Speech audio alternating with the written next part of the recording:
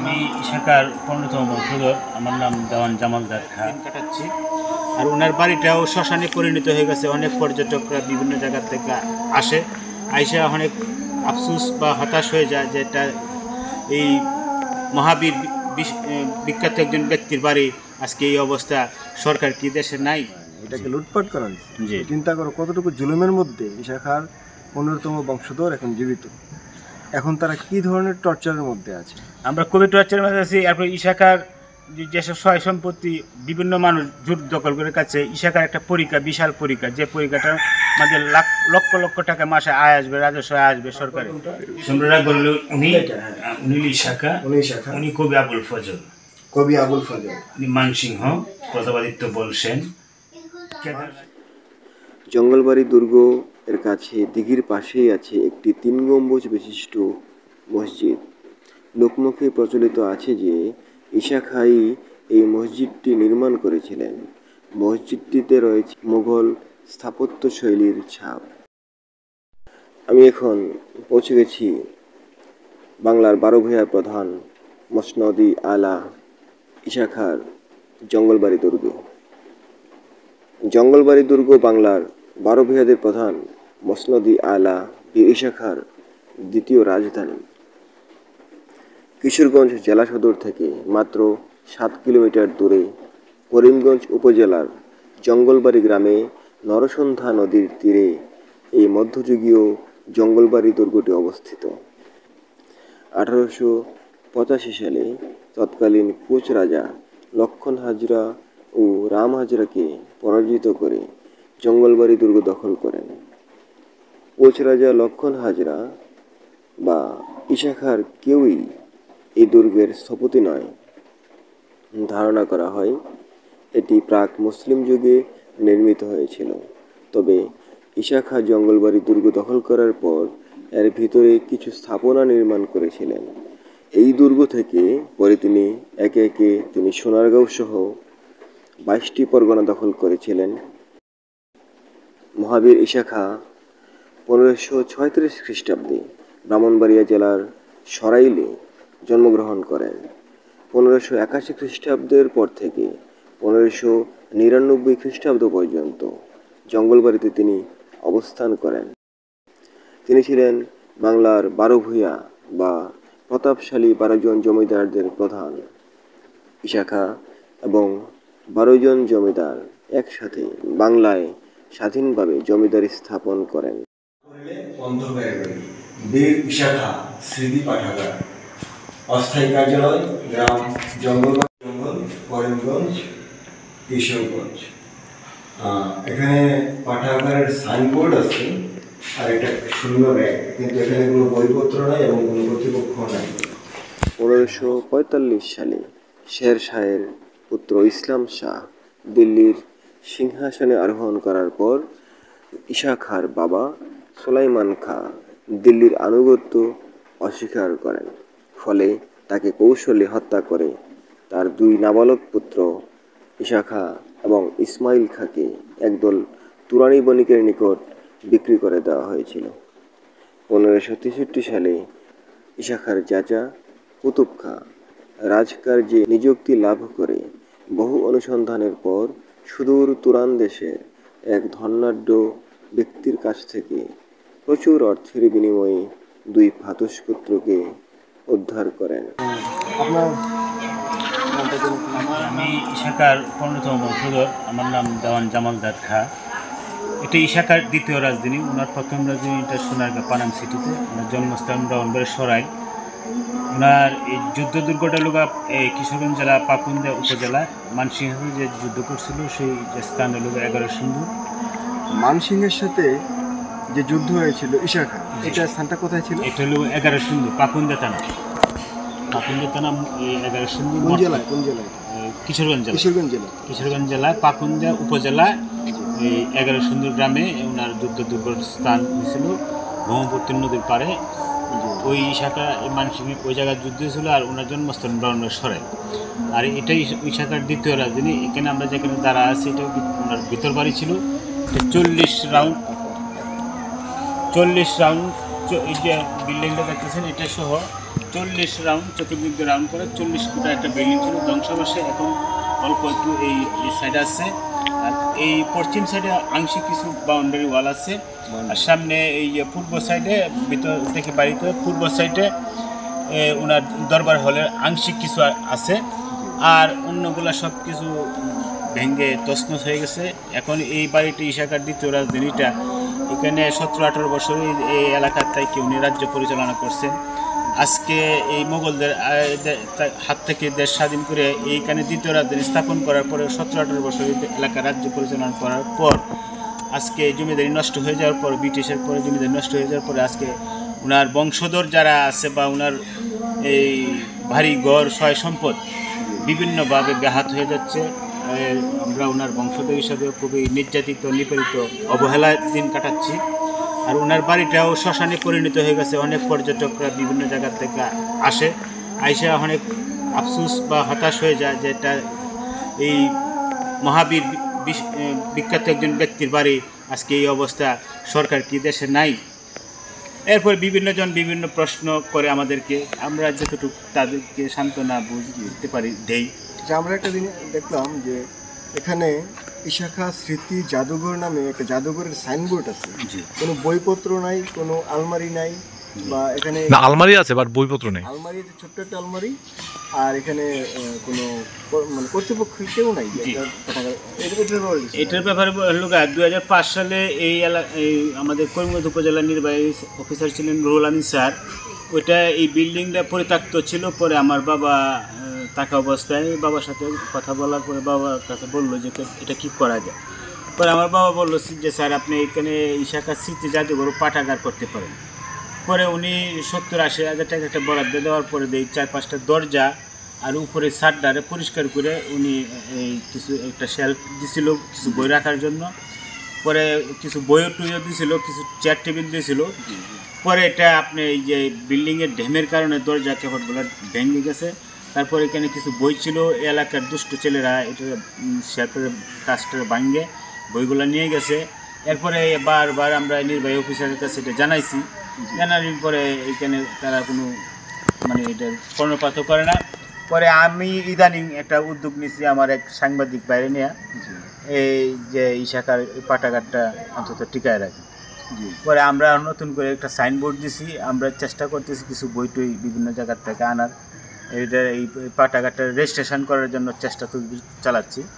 তো এই 2006 সালে আমার বাবা এটাকে সরকারিভাবে একটা পর্যটন হওয়ার জন্য প্রত্নতত্ত্ব বিভাগের মধ্যে আবেদন করছিল।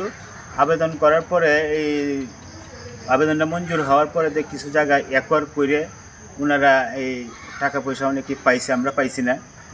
এভাবে ফালায় রাখছে একটা সাইনবোর্ড দিয়ে। এই সরকারি প্রত্নতত্ত্ব বিভাগ থেকেও এটার এক সংস্কার করে বা এটার ডেভেলপ করে এখানে যে একটা মানে পরিদর্শনের একটা ইয়াও করবে, এটার কোনো উদ্যোগ নাই। এটাকে একটা পর্যটন কেন্দ্রে রূপান্তর করা যায়। জি, কিন্তু এটা এত অবহেলিত হবে যেটা আমাদের ভাবনার চেয়েও বেশি। এখানে সরকার কোনো পদক্ষেপ নেয় না। এই এমপিদের মন্ত্রীর টেলা, সাংস্কৃতিক মন্ত্রীর টেলা, সাংস্কৃতিক মন্ত্রী দেয়, সচিবের টেলা সচিব দেয়। এই ঠেলাঠেলির মধ্যে আছে প্রত্নতত্ত্ব বিভাগের ঊর্ধ্বতন কর্মকর্তা যারা আছে, এরাও এই ওনাদের দিকে তাকায় আছে। এইভাবে ভাই আছে, কারণ এটা ইশাখার দ্বিতীয় রাজধানী, এটার মুখে মুখে আছে, তবে সরকারিভাবে কার্যক্রমে বাস্তবায়ন এটা নাই। অনেক মানে এখানে এই সাংস্কৃতিক মন্ত্রী যে টিপু মুন্সি, উনি নিজেও আসছে, এটা পরিদর্শন করে গেছে, গিয়াও এটার প্রতি কোনো ওনার আসলে স্থানীয় মানুষেরা তারা আসলে ইতিহাসটা জানে না, অথবা জানলেও তারা ইতিহাসটা রক্ষার্থে আসলে এগিয়ে আসে না। যাই হোক, সবাই মিলে একটা পাঠাগার দিয়েছিল, কিন্তু এইটা পর্যন্ত লুটপাটের অংশ হয়ে গেছে। জি, একটা পাঠাগারও তারা সংরক্ষণ করে রাখতে পারেনি, এটাকে লুটপাট করা হয়েছে। চিন্তা করো কতটুকু জুলুমের মধ্যে ইশাখার 15তম বংশধর এখন জীবিত। এখন তারা কি ধরনের টর্চারের মধ্যে আছে? আমরা খুবই টর্চারের মধ্যে আছি। এরপর ইশাখার যেসব সয় সম্পত্তি বিভিন্ন মানুষ জোর দখল করে কাছে ইশাখার একটা পরীক্ষা, বিশাল পরীক্ষা, যে পরীক্ষাটা আমাদের লক্ষ লক্ষ টাকা মাসে আয় আসবে, রাজস্ব আয় আসবে সরকারে। এই পরীক্ষাটা বিভিন্ন লোকজনে পিসারি করে মুরগের মসজিদের পাশে যে পুকুরটা, হ্যাঁ পুকুরটা সহ এটা চাষাবাদ করে খাইতেছে। অথচ এটা যদি একটু সংস্কার করে এখানে কিছু বিনোদন ফিট বস্তু তৈরি করে বিরাট একটা রাজস্ব আয় আসবে। এখান থেকে যে রাজস্ব আয়ও থাকলো, ইশাখার বাড়ির উন্নয়নও হলো, আমাদেরকেও কিছু ওনারা যদি দেয় আমরাও অবশ্যই জীবিকা নির্বাহন করতে পারি। তো এইদিকেও ওনাদের কোনো লক্ষ্য নেই। বারবার আমি এই কথাটা এই সাক্ষাৎকারে, আপনারা কি পুকুর থেকে সুবিধা বঞ্চিত আছেন? যে পুকুরটা শুধু আমাদের দখলে আছে, তারা এই যে প্রায় 20 একর 72% জায়গা পুরাটাই মানুষের দখলে আছে। এটা তো মাত্র 2 একর। এলাকা যারা প্রভাবশালী আছে তারা নিজেদের মতো করে হ্যাঁ মনে করেন 1% কিনতে 100% বুক দখল করে। মসজিদরা কি এখন নামাজ কন্টিনিউ আছে? হ্যাঁ, মসজিদে 5 ওয়াক্ত নামাজ হয়, ঈদের মাঠ হয়, জুম্মার নামাজ হয়। এটা আমরা নিজেরা এলাকার 2-4 জন নিয়ে এটা পরিচালনা করতেছি।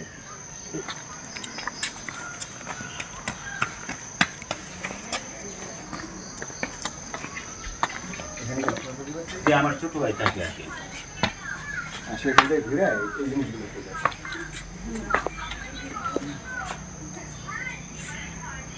এই পাশে আসো, এই পাশে আসে না, এই পাশে আসো, এখানে দাঁড়াও, এখানে দাঁড়ায় ওই আকাশের চাঁদ উঠবে। রাত হয়ে গেছে। বাড়ি বসার ব্যবস্থা করি না চলবে, চারটা ব্যবস্থা করি। এটা হলো সিঙ্গেল ছবিটা ইশাখার, এটা 8 করা থেকে ফটো এটা গুগলের সার্চ দিলে পাওয়া যায়। এটা হচ্ছে ইশাখার ছবি, এটা আর্ট করা 8 করা থেকে ফটোকপি করে রাখছি। আচ্ছা, আর্ট করা থেকে ফটোকপি করা, আর্ট থেকে ফটোকপি করা, আর এটাও 8 করা থেকে ফটোকপি। মিল আছে। সম্রাট আকবরের দরবারে দেওয়ান ইশাখা, সম্রাট আকবরের দক্ষিণ পাশে দেওয়ান ইশাখা। এখানে আপনি বলেন তো এখানে এদিকে দাঁড়াও, সম্রাট আকবর কোনটা? সম্রাট আকবর হলো উনি ইশাখা, উনি কবি আবুল ফজল, উনি মানসিংহ, প্রতাপাদিত্য বলসেন, মানসিংহ, এটা প্রতাপাদিত্য বলসেন, কেদার রায়, চাঁদ রায়, বাহাদুর কাজী বীরুত্তম, উনি কবি আবুল ফজল। এটা হচ্ছে একটা আর্ট করা ছবি। এটা কে আর্ট করছিল জানা আছে? এটা জানা নাই? আর্টটা থেকে এটা হচ্ছে একটা ফটোস্টেট কপি। এটা মূল আর্ট কপি না, আর্ট করা থেকে এটা হচ্ছে একটা ফটোস্টেট কপি। হ্যাঁ, আর এটা হলো ইশাখার শেষ জমিদার, 12তম বংশধর দেওয়ান আজিম দাদ খা। উনি কিন্তু জমিদার স্টেটটা ছিল, উনি ছিল এই বংশের সর্বশেষ জমিদার। ওনার নাম ছিল দেওয়ান আজিম দাদ খা। উনি ইশাখার 12তম বংশধর। আর আমার পাশে এখানে বসে আছেন 15তম দেওয়ান জামাল দাদ খা। তবে ওনার হাতে আর এখন জমিদারিটা নাই, 12তম পর্যন্ত এটা ছিল। এটা হলো আমাদের বংশ তালিকা। এটা হচ্ছে বংশতালিকা। তাকে কাছে আইসা ভিডিও করো ধীরে ধীরে। আমার নাম, এটা আমার বড় ভাইয়ের নাম। এখানে আছে দেওয়ান জামান দাদ খা। হ্যাঁ, দেওয়ান জামাল, এটা হচ্ছে আপনার বড় ভাই। জি।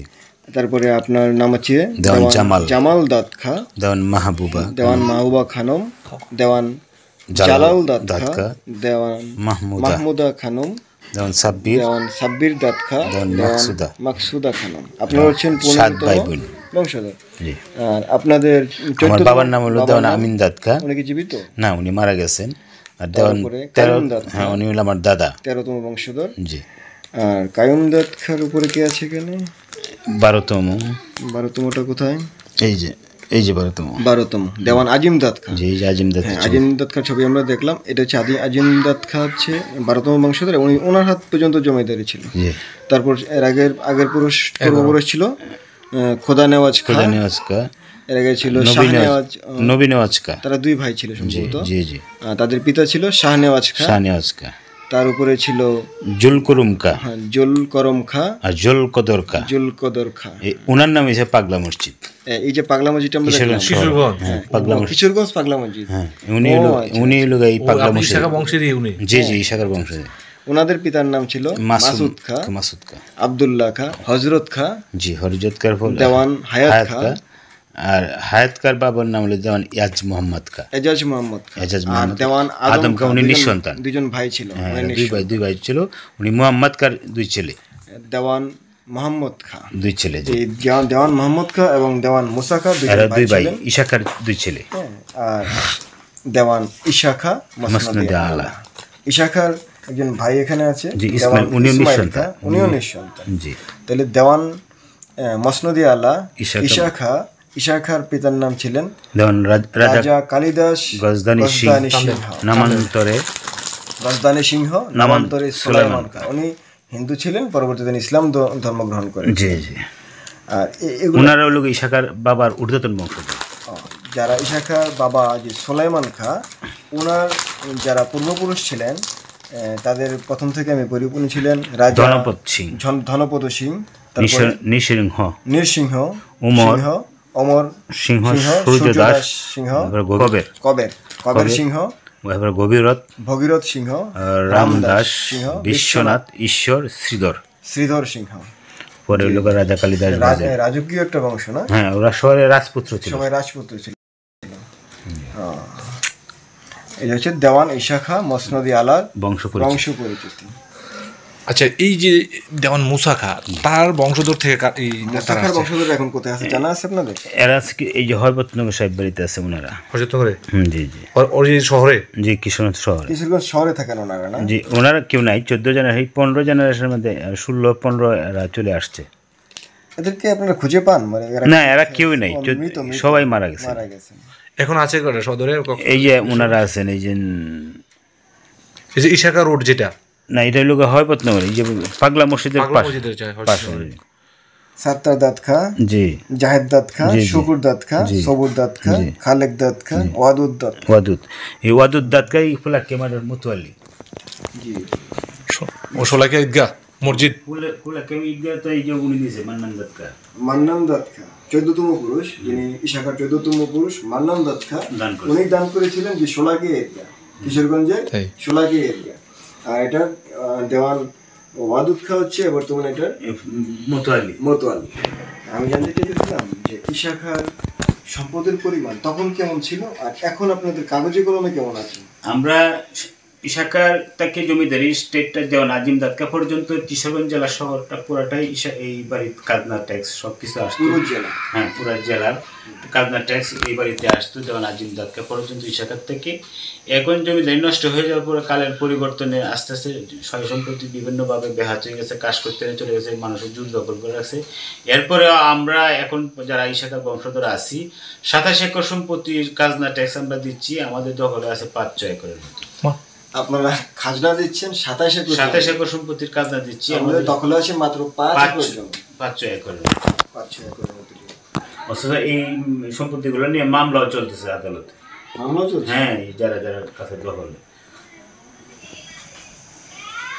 গ্যাসুদ্দিন এটা কে ছিলেন? উনি কে ছিলেন? দেওয়ান ইশাকা। উনি দেওয়ান ঈশাকা ছিলেন, আমাদের 12 ভূঁইয়াদের প্রধান ঈশাকা ছিলেন। আর আপনার পাশে যিনি বসে আছেন উনি কে আপনি জানেন? ওনার নাম হচ্ছে দেওয়ান জামাল দাদ খা। উনি ঈশাখার কততম পুরুষ? 15তম। ঈশাখার 15তম পুরুষ।